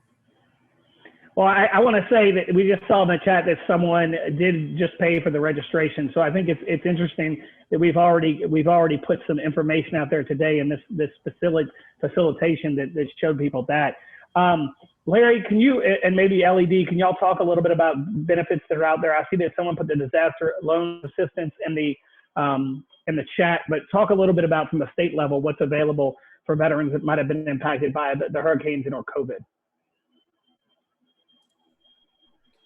Yeah, so as the Veterans Outreach Program Manager here at the Louisiana Department of Veterans Affairs, when I get a call from a veteran, and specifically to COVID-19 or things of that nature where, you know, it may have debilitated your business, I lean on a lot of outside resources because I'm not per se in the business of, you know, assisting financially with the business. However, one of my biggest jobs is to ensure that our veteran business owners understand where they can go to get assistance. One of the things that really helped out a lot of veteran business owners, and this is past, but it was the Main Street Recovery Program.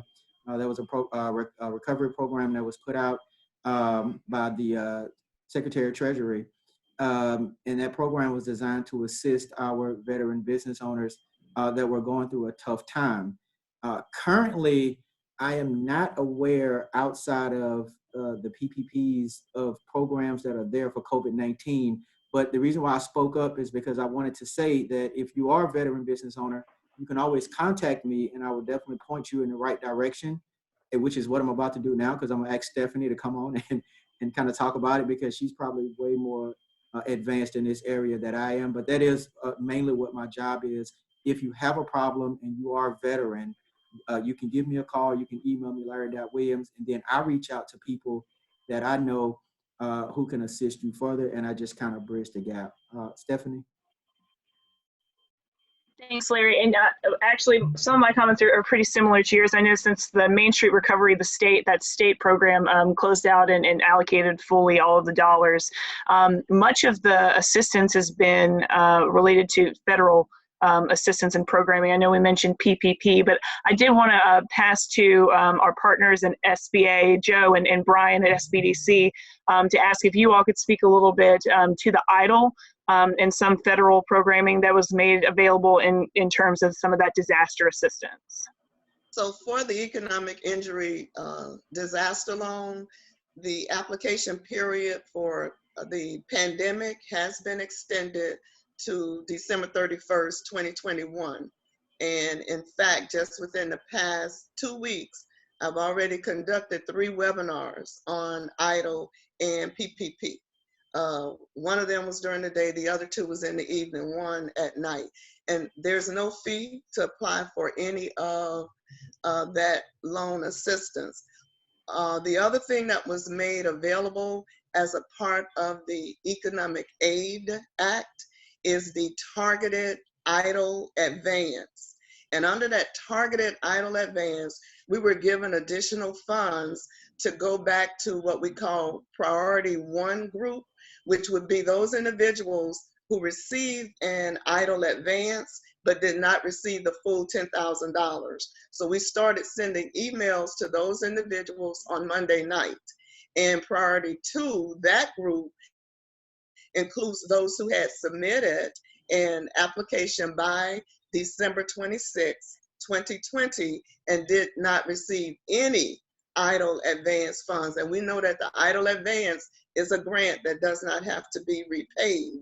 So for those individuals who had not received any funds but had applied for an EIDL by December 26, they will get a directed email asking them if they want to apply for that EIDL advance under that Targeted EIDL Advance program. Thank you, Joe. And so Ben, I just wanted to follow on one other piece there because we were talking about COVID. But Brian, I know that the Regional Economic Development Organization in Lake Charles has opened a recovery center, and it's also manned by one of our small business development centers in that area related to response to Laura and Delta. Could you speak a little bit to what people can access through that resource? Sure. I'm not sure which one you're talking about, but all right. So just to give you context, there's several emails in our chats, questions about capital.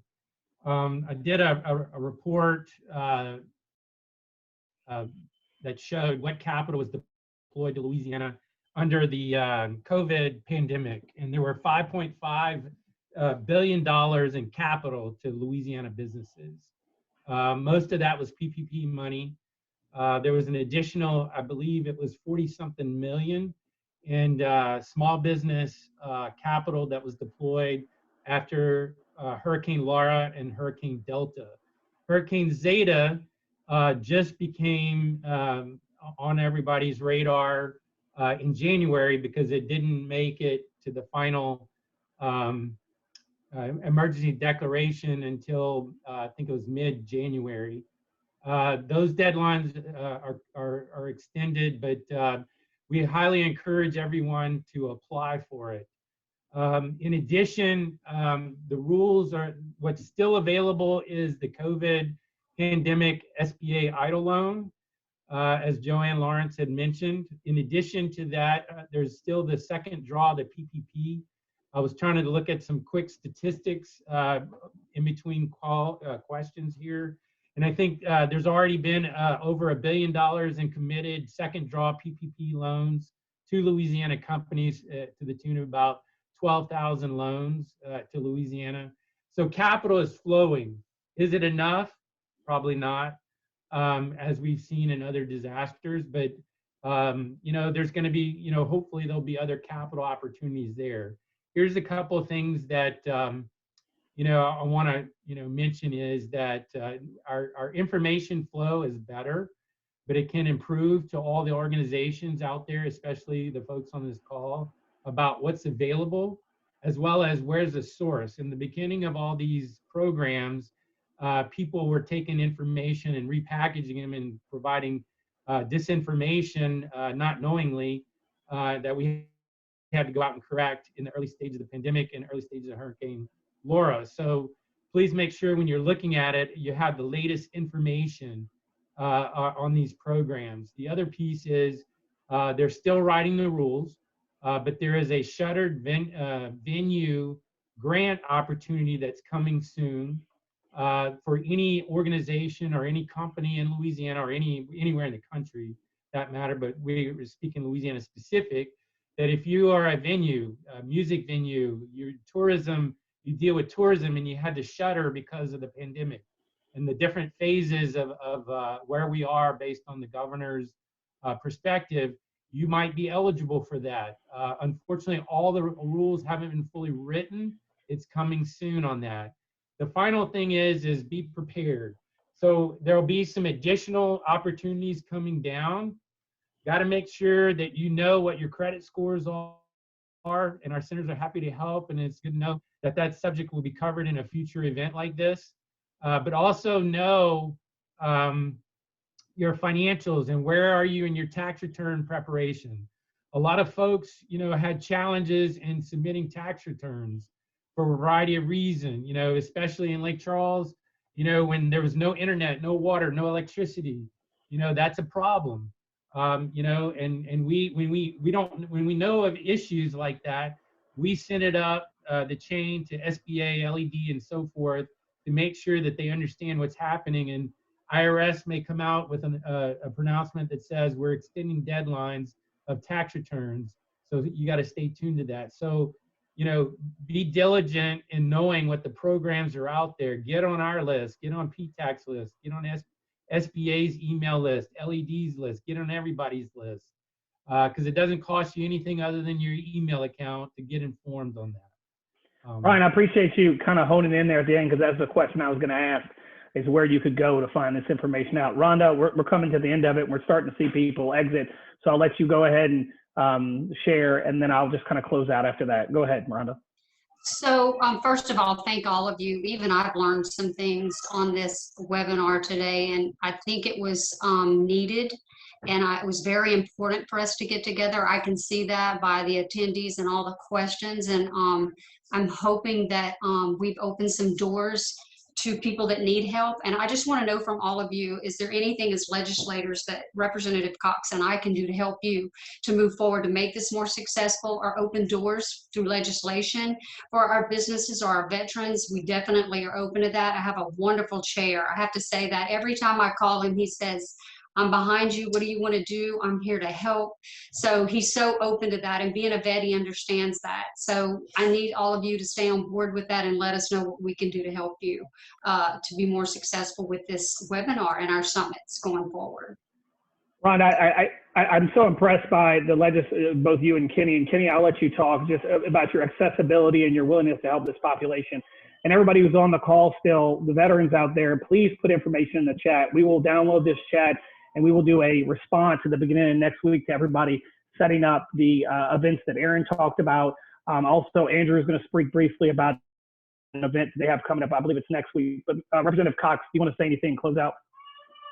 Hey, this is why I think we need stuff like SOPs and stuff, man, because and this connectivity here is going to be really great.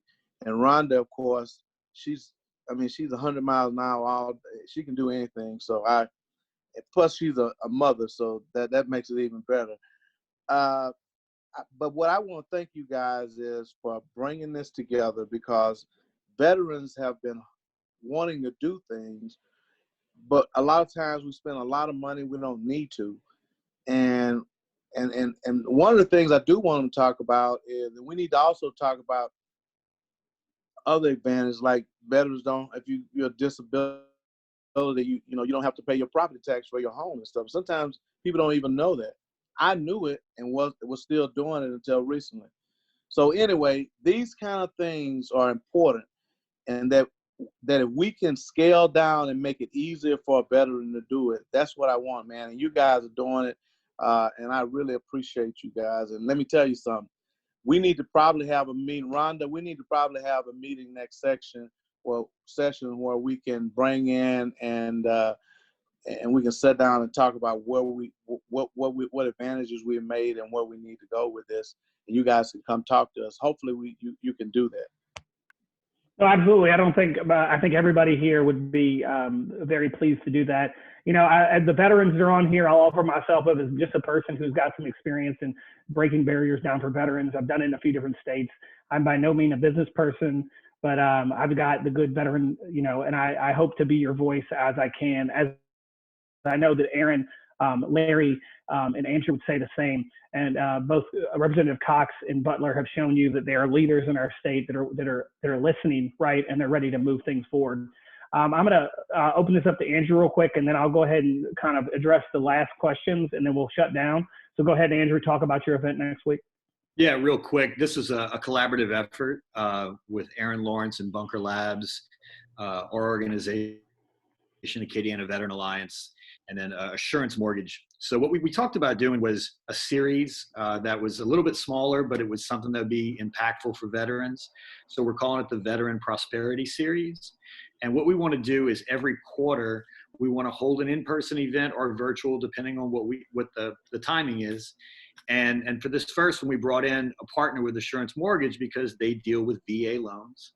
They deal with opportunities in the mortgage space for veterans that you may not know about. And right now is a good time. And so we thought it would be a great opportunity to bring them in.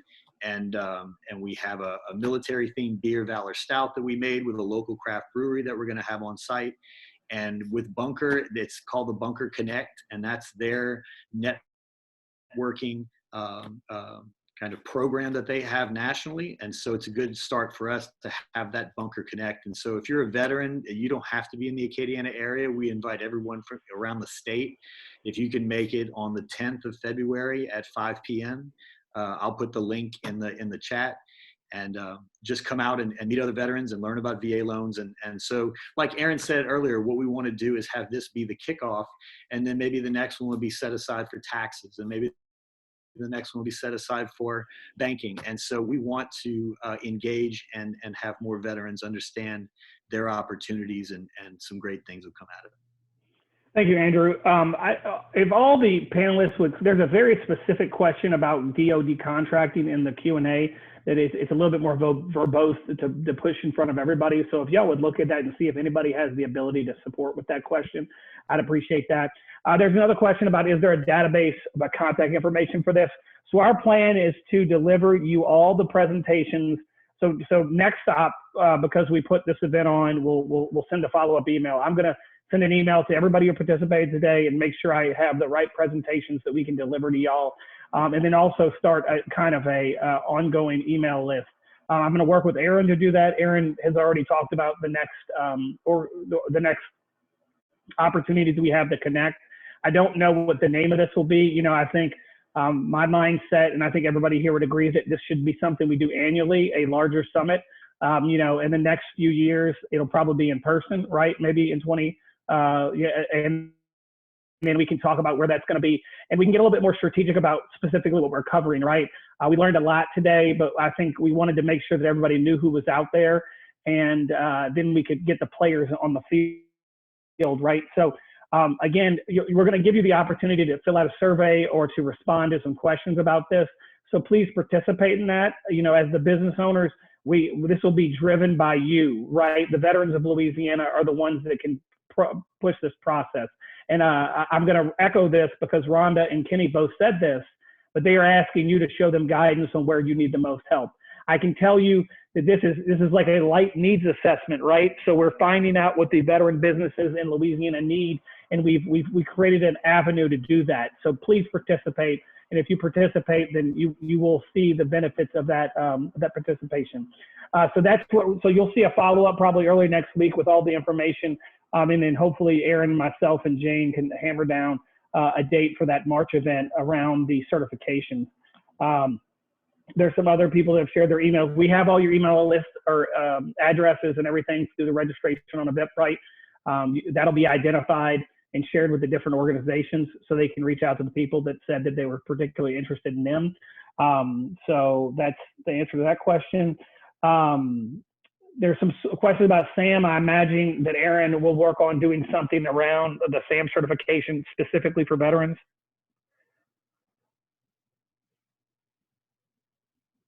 Sorry, if that was a question for me. Yes, that's exactly what I do. Okay. So thank you. And I think, you know, and I understand Joe and some of the other people, I know you're doing some ongoing program around this, but, you know, this is a small special minority population that's been identified. And I think there's some real opportunity because of the engagement we've seen today to kind of plus that up. So if we can corral all these needs in one place, I think it'll be interesting. I appreciate all the nice words about the summit. I think everybody is very excited about how this went. I can't tell you how participatory everybody's been and how much I've enjoyed that. And we've enjoyed that. So I want everybody to know, if you haven't seen the Q&A, all the presenters, is that everybody is very, very excited about it. Will it be available to rewatch? Yes. Larry is going to put it on YouTube. That YouTube link was shared in the chat, but we will also share it in the email that we send out next Monday or Tuesday, based on just getting all the information in one place. And also, we're going to probably figure out what questions we want to ask in that email we send. So go ahead and participate in that. Let's see, that one's done. The SBA stuff will be covered. Let's do some of the continuing stuff. I'll tell you in closing here, I'm going to go ahead and, outside of that one DoD contracting question, Larry and I will make sure we take the chat down and keep the chat. So if you have suggestions for legislation, Rhonda and Kenny have asked you that, please put it in the chat. So then we can turn around and if we have a larger conversation, we can loop you in, we can understand what's going on. Secondarily, as a person who's been doing veteran services for about 15 years now, I'd like to tell you that, you know, opportunities like this don't come often. And now that you have all the people participatory in this, you've got a real opportunity to move forward. So as the business owners, I want you to stay involved and I want you to get involved. Rhonda brought up a very interesting thing earlier that kind of slipped by, but was the Chamber of Commerce in our area supporting businesses by providing internet and things like that. I think it's very interesting. You know, you've got some leadership of the VFW. Like, how can you leverage these entities within your community to participate, to get some support? So think about your local economic development agencies, your local chambers, your AVAs, your NextOps. You know, build your team up, like Brian said, but there's a team out here that's for free, right? So, you know, I think we wish you all great luck. Again, we appreciate you participating. We're starting to see people fall off. I'll leave it open for one last comment or anything like that. Larry and I will hang for a second to make sure the chat is taken care of. But if anybody doesn't have anything else, we're good to go. Thank you so much for your time today. And congratulations, everyone, on the first successful Louisiana Veterans Business Summit. Thank you, Ben. Thank you, Ben. It was awesome. Appreciate it. Thank you. Thank you.